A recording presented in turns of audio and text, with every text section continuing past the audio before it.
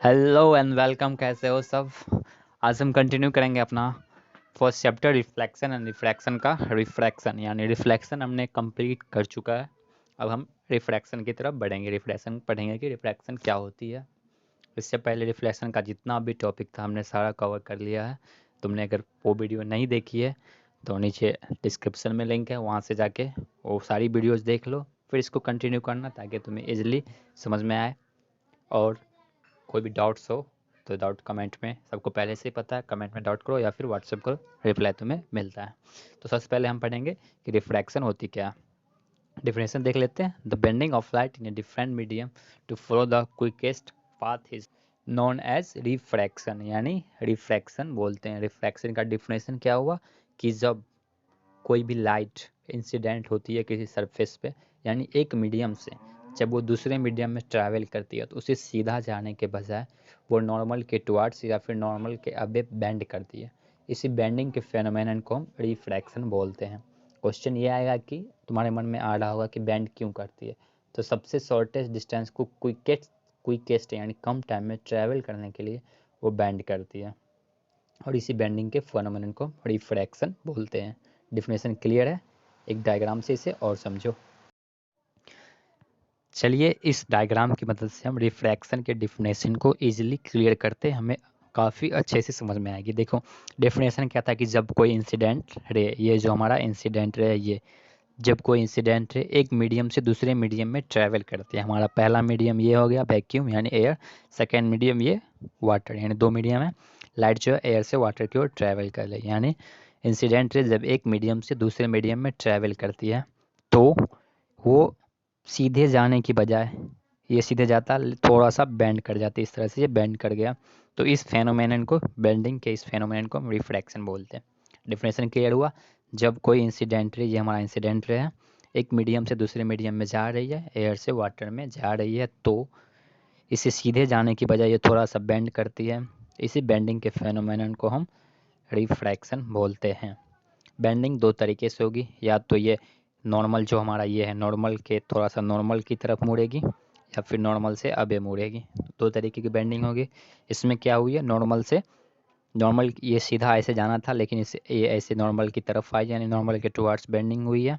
क्यों हुई है? क्योंकि इसका जो रिफ्रैक्टिव इंडेक्स है, एन टू का जो रिफ्रैक्टिव इंडेक्स है, यानी वाटर का जो आ रहा है रिफ्रैक्टिव इंडेक्स, वो एयर से ज़्यादा है।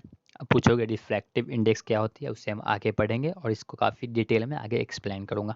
फिलहाल हमें इस डायग्राम से सिर्फ डिफिनेशन समझना था। डिफिनेशन ये था कि जब कोई इंसिडेंट रे किसी मीडियम से दूसरे मीडियम में जाती है तो सीधे जाने के बजाय थोड़ा सा बेंड कर जाती है, और इसी बेंडिंग के फेनोमेनन को हम रिफ्रैक्शन बोलते हैं। डिफिनेशन क्लियर है? चलिए आगे बढ़ते हैं। नेक्स्ट है हमारा लॉज ऑफ रिफ्रैक्शन, यानी रिफ्रैक्शन के लॉज, कौन कौन से नियम है, कब कब रिफ्रैक्शन होगा। जैसे हमने रिफ्लेक्शन के बारे में पढ़ा था कि कब कब रिफ्लेक्शन होगा, क्या लॉज हैं, उसी तरह रिफ्रैक्शन के भी कुछ लॉज हैं। वो सारे कंडीशन फुलफिल होंगे तभी रिफ्रैक्शन होगा। ओके, फर्स्ट लॉ हमारा ये है कि the incident ray, the refracted ray and the normal all lie in the same plane. सारे एक सेम प्लेन में लाई करें, एक्स वाई प्लेन हो, वाई जेड प्लेन हो, या फिर एक्स जेड प्लेन हो, कोई एक प्लेन हो, उसी प्लेन में तीनों इंसिडेंट रे, रिफ्रैक्टिव रे और नॉर्मल, ये तीनों एक ही प्लेन में लाई करें। यही इसका फर्स्ट लॉ है। और हमारा सेकेंड लॉ ये है कि the ratio of sine of the angle of incidence to the ratio of sine of angle of refraction is always constant. मतलब the ratio of sine of angle of incidence, जो incidence ray हो उसका angle, उसका sine, angle का sine theta, जो refracted ray है उसके angle के साइन थीटा, दोनों का जब हम रेशियो करेंगे तो एक कांस्टेंट आएगा हमेशा, वो एक कांस्टेंट होगा, हमेशा बराबर होगा।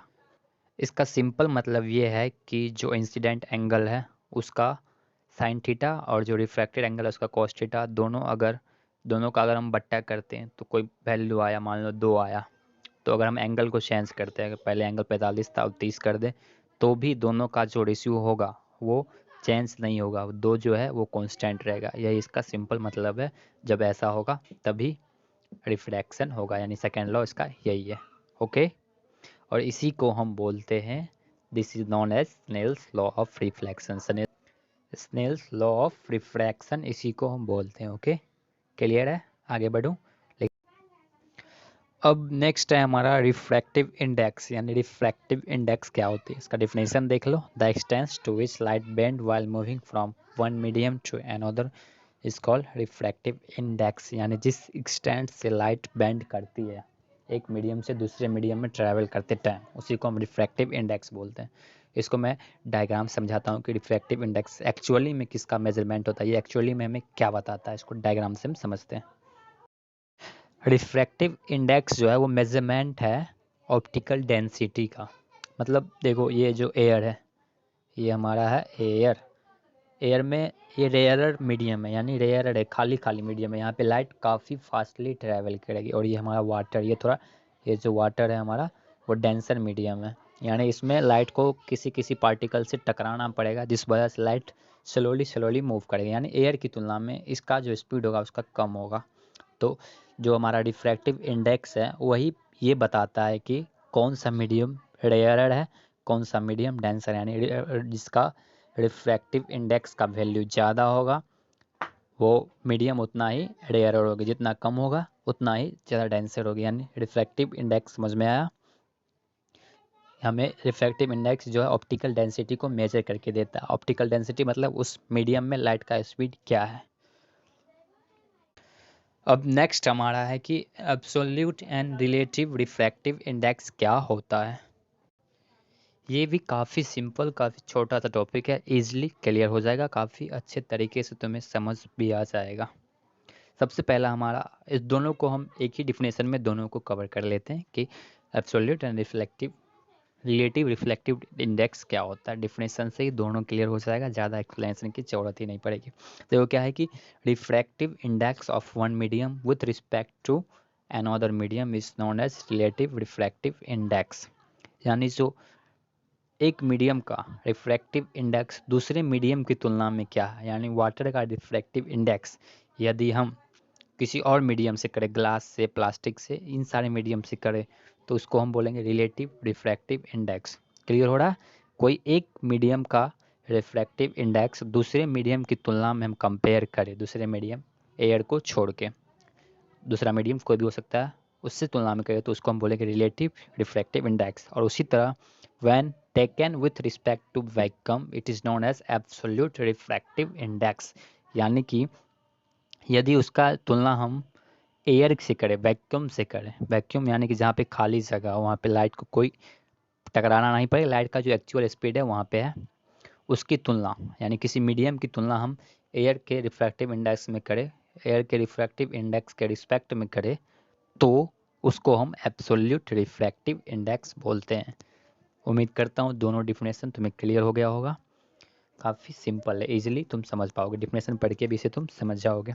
चलिए आज हम इतना ही पढ़ेंगे, आगे नेक्स्ट हम अगले वीडियो में पढ़ेंगे। अगर तुम्हें कोई भी डाउट आ रही हो तो कमेंट कर देना। ओके, मिलते हैं अपने नेक्स्ट वीडियो में, तब तक के लिए बाय बाय।